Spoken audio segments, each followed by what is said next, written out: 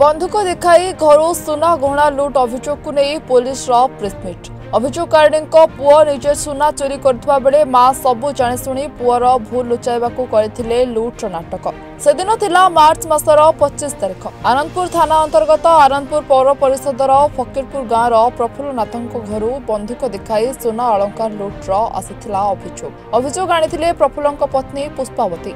त्वरित पदक्षेप सहित आनंदपुर पुलिस आरंभ करथिला तदंत परे सांघातिक सत्य सामनाकू आसिला।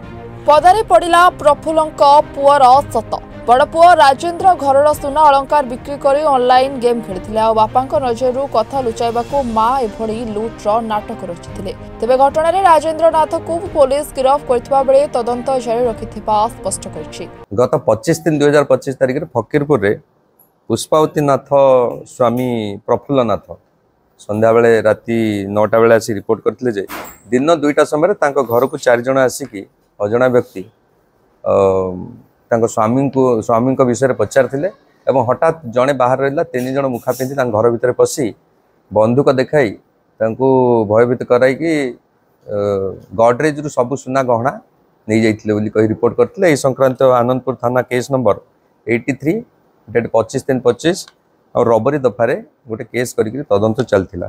तदंत समय एसपी केउझर निर्देश क्रमे विभिन्न टीम गठन होगी केस तदंत समय आम जाना पाइलु जे सेमिति कौन घटना घटिनी।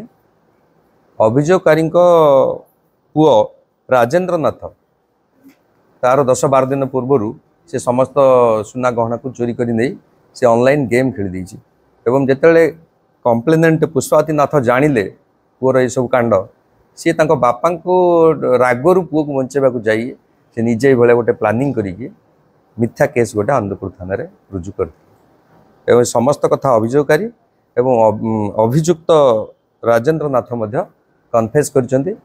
एही संक्रांत से जो नहीं चोरा सुना अलंकार सब जो देइथिले ताको मध्य पुलिस जबत करछि एवं एथिरे संपृक्त थिबा अभियुक्त राजेन्द्र नाथ जे कि अभियोगकारी पुओ अटे ताको पुलिस गिरफ्त करछि एवं ताको कोर्ट चालान कराइल। यही केस रे जो मानकर संपृक्त छे आईनगत पदक्षेप से विरुद्ध निश्चय। हाटडीरो विभूति भूषण जेना रिपोर्ट रिपोर्टर्स टुडे।